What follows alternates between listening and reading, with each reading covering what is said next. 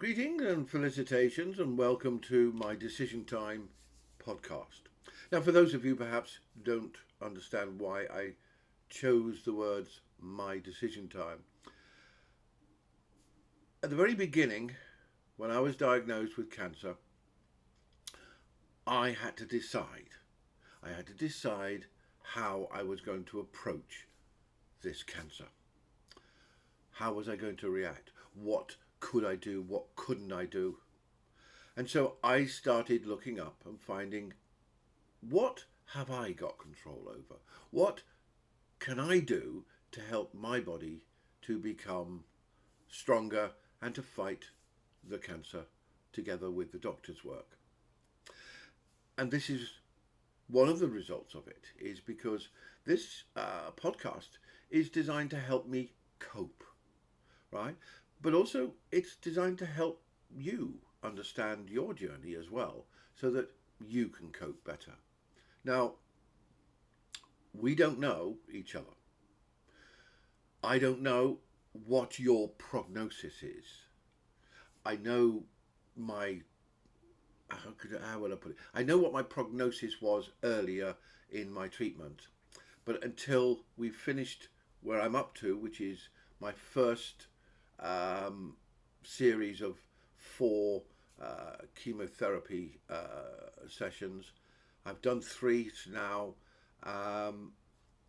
and at the end of this, we're going to start having a CT scan to be able to check where we're up to with my cancer. Before we started this, my cancer was 1.3 centimeters.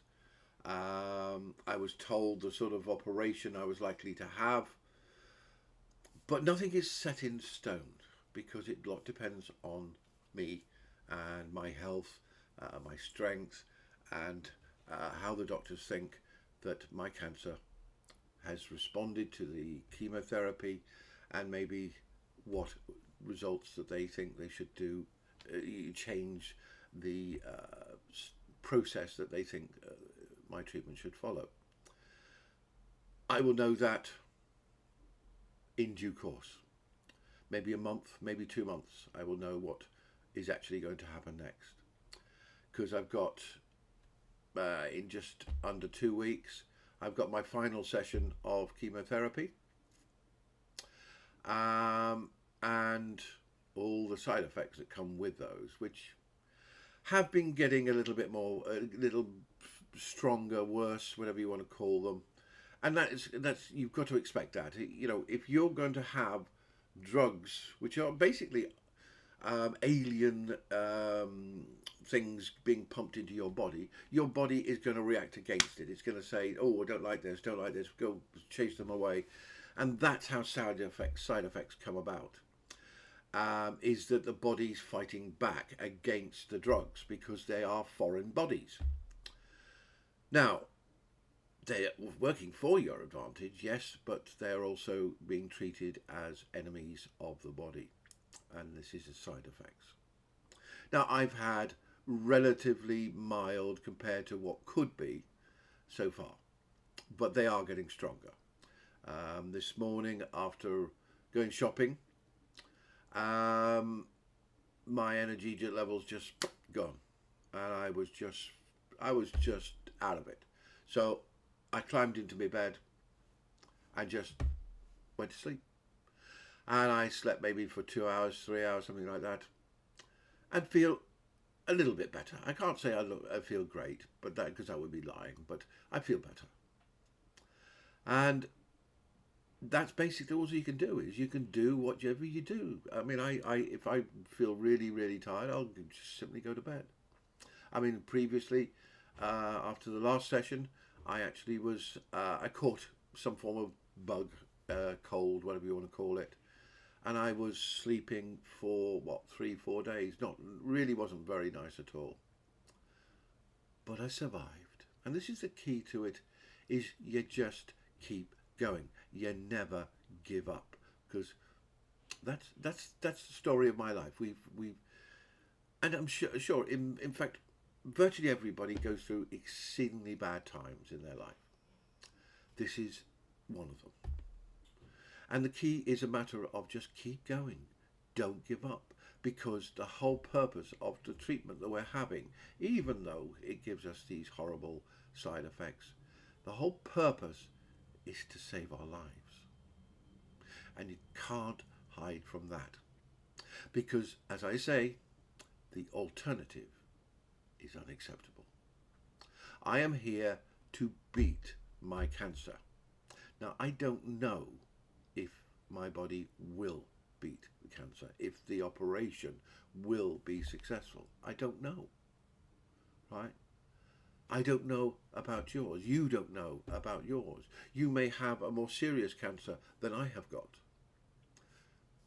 Your prognosis may not be good, but don't give up. Keep fighting. And that's the key message that I have for everyone. Never, ever give up, right? It is life. Death is part of life. And if it's my time, so be it. It's not something I'm going to go quietly into the night, as they say. I will keep fighting. And I want you to keep fighting. This week, I had my third session of chemotherapy. And then the following day, I had to have the pump taken off, but also I had an appointment with my chemotherapy consultant, Dr. Ennifer, who has, I think, don't hold me to it until he's actually here, but I think he's agreed to come and join me for one or two, maybe even more interviews about what he does and how he helps you and me. And he is a chemo consultant. And we're going to start, obviously, my story. But we're going to try and approach something that's not going to be easy. We're going to try and approach for the people who don't have good prognosis. Doesn't mean to say they can't beat it, but the prognosis may not be great. So the two of us will discuss this. And if any of you out there feel strong, feel like you could come and join us, please do make contact with me, because I would love to hear your story, whether it's good or whether it's bad. The idea is to try and take the fear away for the rest of us. I mean, we're never going to take it away. That would be silly. How to help us to cope with the fear. Because I've been told I've got a good prognosis and so forth, but I still have the fear. I still find myself getting emotional. I still find myself in tears.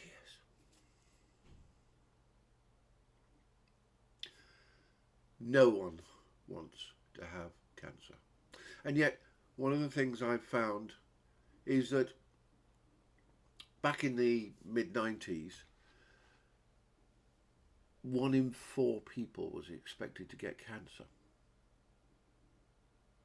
Do you know what it is now? With all the money that's gone into cancer? It's 1 in 2. 1 in 2 people on this planet are going to get cancer. And do you know why?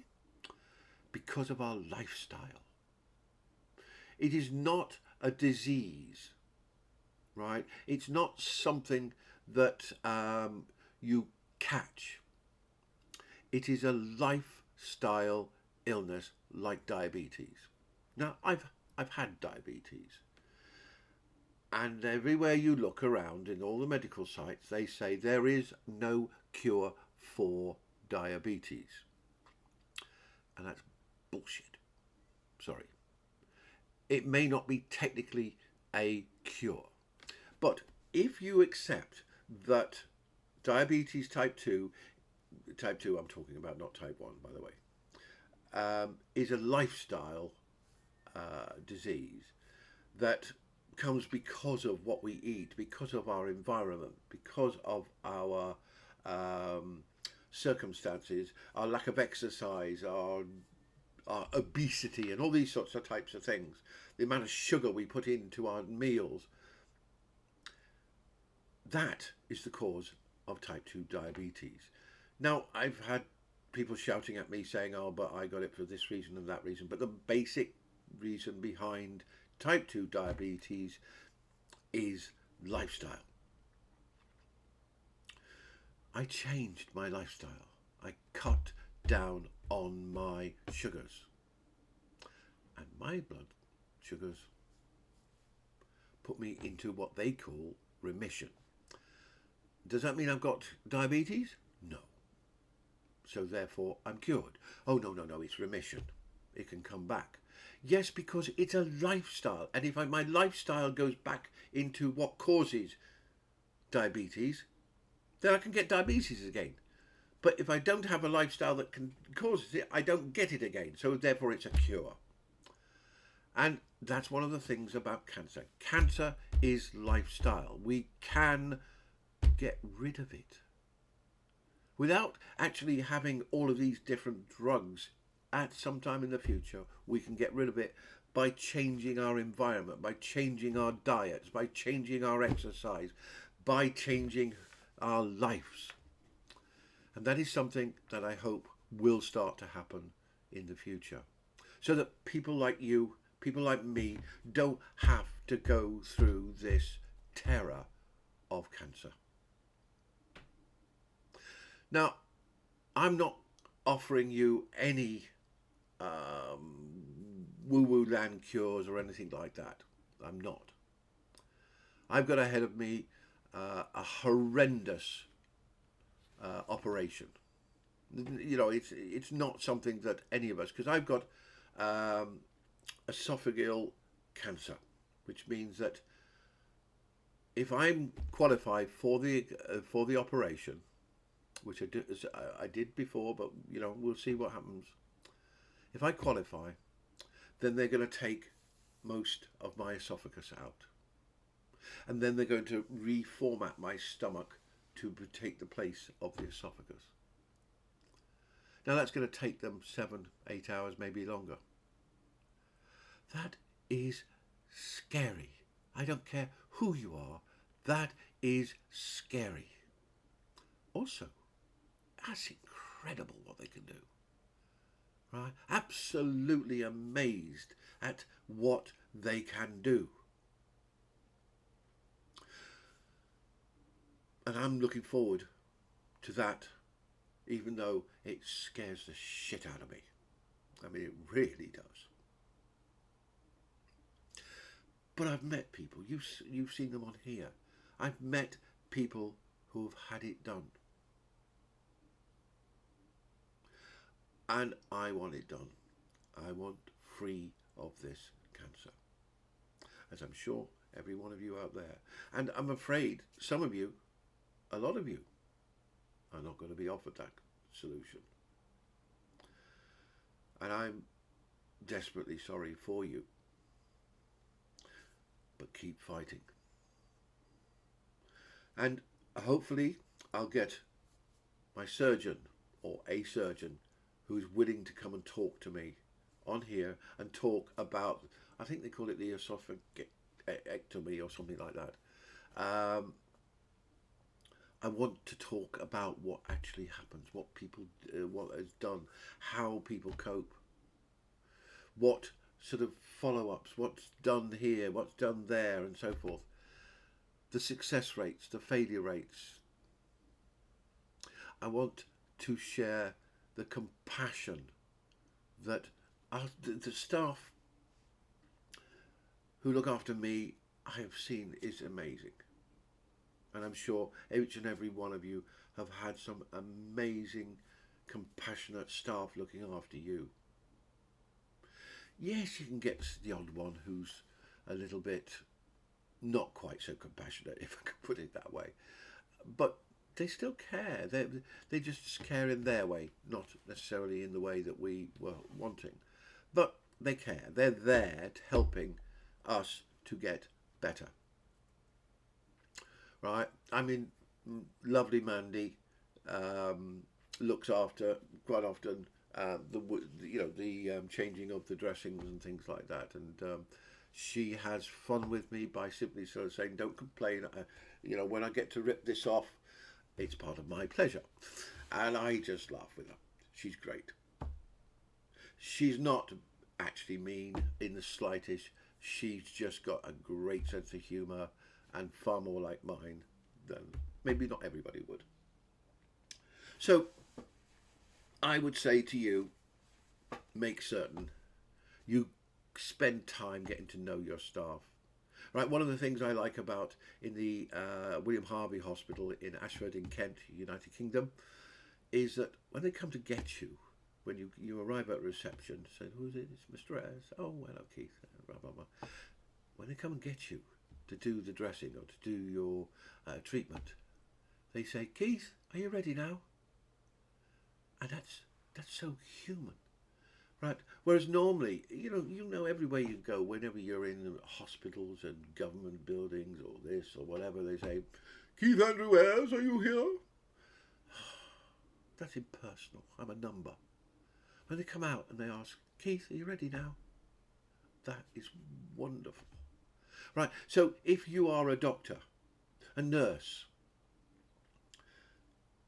try that. Please try that, because your patients like to know that you care. And when you use a first name, it's like a psychological stroke. It's saying, "I care about you." So giving them a full formal name is simply saying, "You're Mr.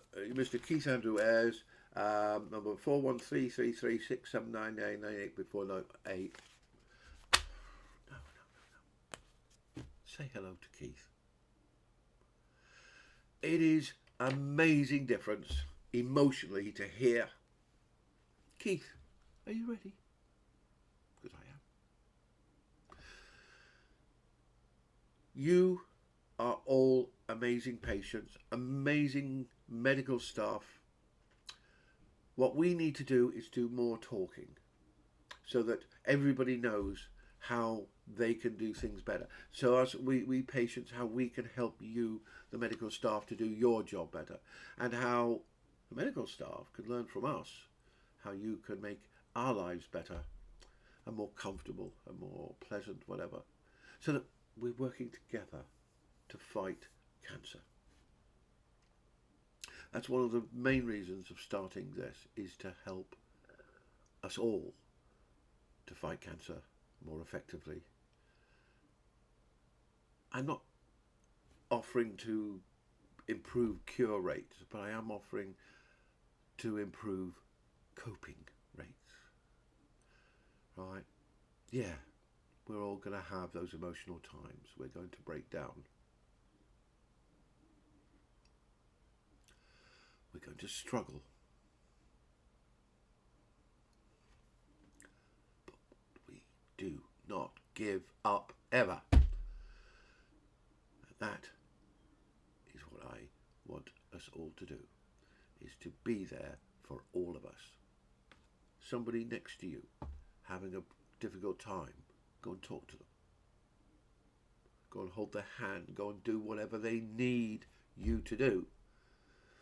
And maybe somebody will do the same for you. Be there for not only the staff, but also for your fellow patients, their carers, their family. I know they're not yours, but you can help by being there. Simply say, "Don't worry, it gets better once cancer is beaten." Talk to them, explain to them. Hey, just have a giggle with them, if nothing else. Keep happy, keep fighting, be strong for you, for your family, for your carers, and for all the people around you, whether they be patients, doctors, nurses, or complete strangers. Thank you very much for listening. I'll see you soon. And hopefully we'll have somebody to talk to next week. Thank you very much.